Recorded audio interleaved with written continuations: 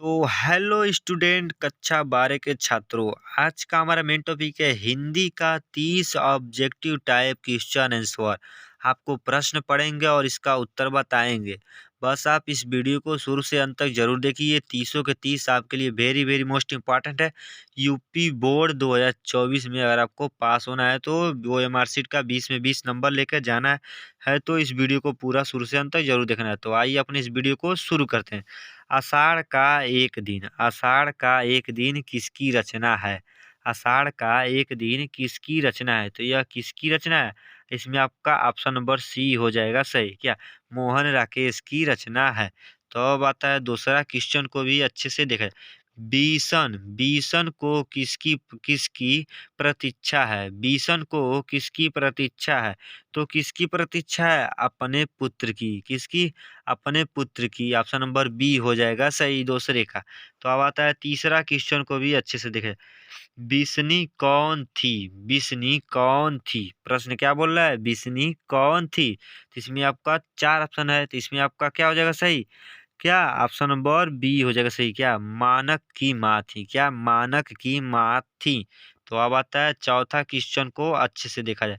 मानक किस मानक किस लड़ाई में अंग्रेजों के साथ लड़ने गया था? मानक देखिए एक बार और प्रश्न को। मानक किस लड़ाई में अंग्रेजों के साथ लड़ने गया था?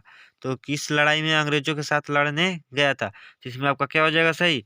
ऑप्शन नंबर ए हो जाएगा सही। क्या वर्मा की लड़ाई में? क्या वर्मा की लड़ाई में? ऑप्शन नंबर ए हो जाएगा सही। तो अब आता है पांचवा क्वेश्चन को देखा जाए। मानक मानक किस चिंता से युद्ध पर जाता था? मानक किस चिंता से युद्ध पर जाता था? तो इसमें आपका क्या हो जाएगा सही? ऑप्शन नंबर सी हो जाएगा सही। क्या मुन्नी का विवाह? मुन्नी का विवाह के चिंता से वह युद्ध में जाता था। ऑप्शन नंबर सी हो जाएगा सही, मुन्नी का विवाह। तो अब आता है छठवां क्वेश्चन को भी देखा जाए। मानक की माँ का क्या नाम था? मानक की माँ का क्या नाम था? तो इसमें आपका क्या हो जाएगा सही? छठवें का ऑप्शन नंबर बी हो जाएगा सही। क्या बिसनी था? क्या था? बिसनी। बिसनी उसकी माँ का नाम था। तो अब आता है सातवां क्वेश्चन को भी अच्छे से बारीकी से ध्यान से देखकर समझा जाए और इसका आपको जितना ही अच्छे से समझ आएगा आपको यूपी बोर्ड 2024 में आप 12 के छात्रों अगर आप इसमें धमाल मचाना चाहते हैं तो इस वीडियो को पूरा शुरू से अंत तक जरूर देखना। क्या सिपाही की माँ? सिपाही की माँ एकांकी एकांकी के एकांकीकार कौन है? सिपाही की माँ एकांकी की एकांकीकार कौन है? तो इसमें आपका क्या हो जाएगा सही? ऑप्शन नंबर क्या ए हो जाएगा सही, मोहन राकेश है। क्या है? मोहन राकेश है। क्या Mohan Rakesh? Option number A हो गया सही। अब आता है आठवां क्वेश्चन को देखा जाए। मानक किस युद्ध में सिपाही बनकर लड़ने गया था? मानक किस युद्ध में सिपाही बनकर लड़ने गया था? तो किस युद्ध में गया था? ऑप्शन नंबर बी हो जाएगा सही। क्या द्वितीय विश्व युद्ध में? किसमें? द्वितीय विश्व युद्ध में क्या सिपाही बनकर लड़ने गया था। तो अब आता है नौवां क्वेश्चन को देखा जाए।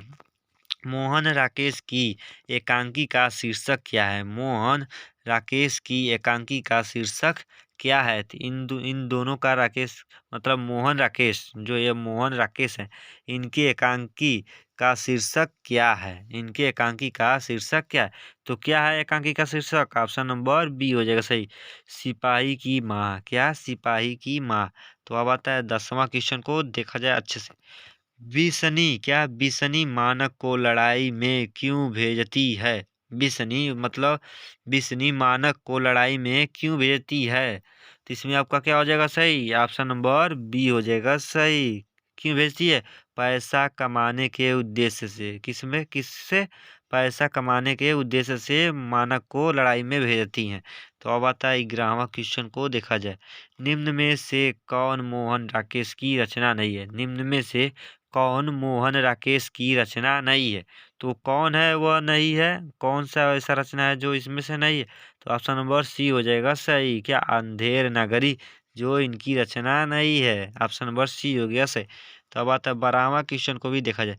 जे कृष्णमूर्ति की इनमें से कौन सी रचना है? जे कृष्णमूर्ति की इनमें से कौन सी रचना है? तो इसमें से कौन सी रचना है? ऑप्शन नंबर डी हो जाएगा सही। क्या? शिक्षा, शिक्षा की रचना है। तो इसमें आपका डी हो गया सही। तो अब आता है 13वां क्वेश्चन को भी देखा जाए। जे कृष्णमूर्ति जे कृष्णमूर्ति शिक्षा का उद्देश्य क्या मानते हैं? जे कृष्णमूर्ति शिक्षा का उद्देश्य क्या मानते हैं? तो इसमें आपका क्या हो जाएगा सही? ऑप्शन नंबर डी हो जाएगा सही। क्या? उपरोक्त सभी। क्या? उपरोक्त सभी। भारहीन बनाना, स्वतंत्र बनाना, क्या? आत्मप्रज्ञा निर्भर बनना, क्या बनाना? इसमें आपका डी हो गया सही। तो अब आता है हमारा 14वां क्वेश्चन को देखा जाए। जे कृष्णमूर्ति का जन्म कहाँ हुआ था? मतलब जे कृष्णमूर्ति का जन्म कहाँ हुआ था? तो इनका जन्म कहाँ हुआ था? तो इसमें आपका ऑप्शन नंबर बी हो जाएगा सही। क्या? आंध्र प्रदेश में हुआ था। कहाँ हुआ था? आंध्र प्रदेश में इनका जन्म हुआ। तो अब आता है 15वां क्वेश्चन को देखा जाए। जीवन क्या है? प्रश्न क्या बोल रहा है? जीवन क्या है? जीवन क्या है? बहुत ही महत्वपूर्ण है यह प्रश्न है। क्या? जीवन क्या है? ऑप्शन नंबर डी हो जाएगा सही। क्या? उपरोक्त सभी। अद्भुत है, शैली है, अगाध है। तो जीवन यह तीनों के तीनों है। तो जीवन ये तीनों के तीनों है। तो अब इसमें हमारा डी हो गया सही, उपरोक्त सभी। तो अब आता है 16वां क्वेश्चन को देखा। तो ये हमारा 15वां का वो डी हो गया सही, उपरोक्त सभी। तो अब आता है क्या? हमारा 16वां क्वेश्चन को अच्छे से देखा जाए। तो हम इसको स्क्रॉल करके ऊपर करते हैं, 16वां क्वेश्चन को लेते हैं। शिक्षा पाठ के रचयिता कौन है? शिक्षा पाठ के रचयिता कौन है? तो इसमें आपका क्या हो जाएगा सही? ऑप्शन नंबर डी हो जाएगा सही। क्या? जे कृष्णमूर्ति हैं जो शिक्षा पाठ के रचयिता हैं। तो अब आता है हमारा 17वां क्वेश्चन को देखा जाए। बचपन में कैसे वातावरण में रहना आवश्यक है? बचपन में कैसे वातावरण में रहना आवश्यक है? तो कैसे वातावरण में रहना आवश्यक है? ऑप्शन नंबर बी हो जाएगा सही। क्या? स्वतंत्र में रहना आवश्यक है। तो अब आता है 18वां क्वेश्चन को देखा जाए। जय कृष्णमूर्ति की शिक्षा कृति है। जय कृष्णमूर्ति की शिक्षा कृति है। इनमें से इनकी क्या कृति है? इनमें से इनकी क्या कृति है? तो इनमें से आपका क्या कृति हो जाएगा? ऑप्शन नंबर ए हो जाएगा सही। क्या? संभाषण। क्या? संभाषण। ऑप्शन नंबर ए हो गया सही। अब बताओ 19वां क्वेश्चन को देखा जाए। मेघा कहाँ कहानी हो सकती है? मेघा मेघा कहाँ कहानी हो सकती है? जो ये मेघा है मतलब बादल।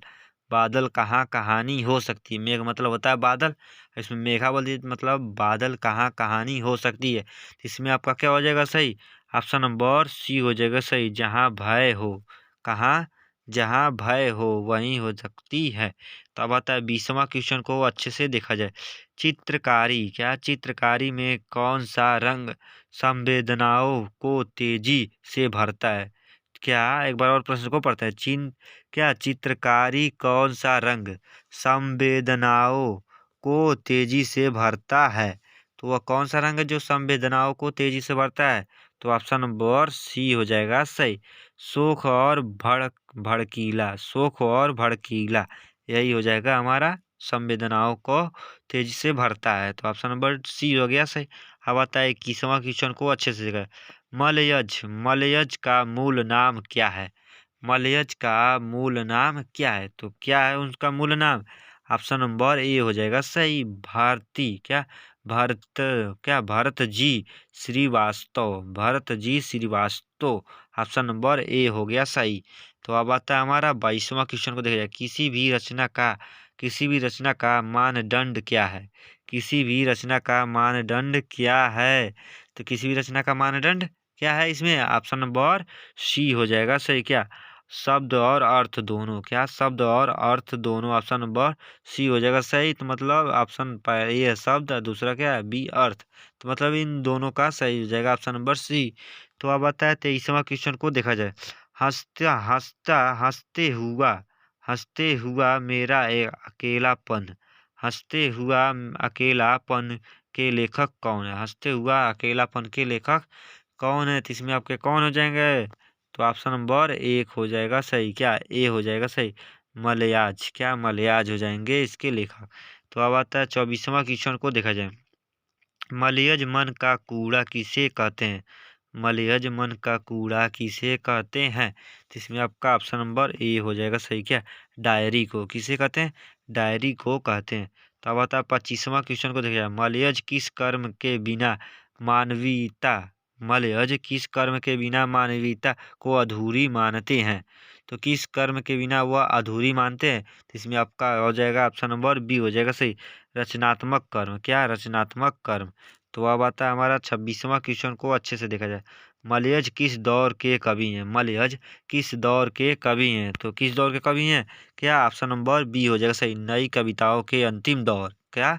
नई कविताओं के अंतिम दौर, ऑप्शन नंबर बी हो गया हमारा सही। तो अब आता है हमारा क्या 27वां क्वेश्चन को देखा जाए।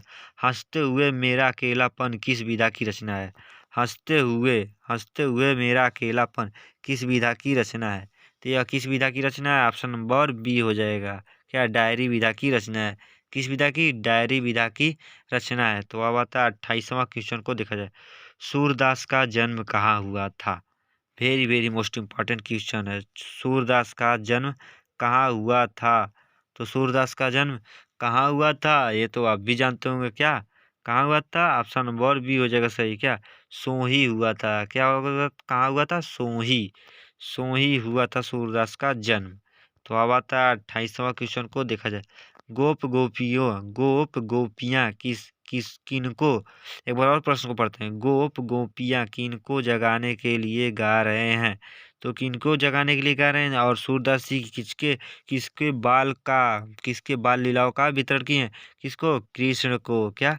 कृष्ण को गोपियाँ जगा रही हैं गाकर। तो और सूरदास जी किसके बाल लीलाओं का वर्णन किया है? कृष्ण की बाल लीलाओं का वर्णन किया। तो अब आता है अंतिम क्वेश्चन 30वां देखा है। साहित्य लहरी किसकी रचना है? साहित्य लहरी किसकी रचना है? तो इसमें आपका क्या हो जाएगा सही? ऑप्शन नंबर बी हो जाएगा सही। क्या? सूरदास जी की रचना। आई होप कि मेरे प्यारे आल स्टूडेंट कक्षा 10 के साथ कक्षा 12 के छात्रों, आपको ये वीडियो बहुत ही अच्छा लगा हो। तो इस चैनल पर नए हो तो एक लाइक और सब्सक्राइब करना। तो मिलते हैं नेक्स्ट वीडियो में और इसी तरह क्वेश्चन आंसर लाएंगे धमाल से धमाल। वंदे मातरम दोस्तों।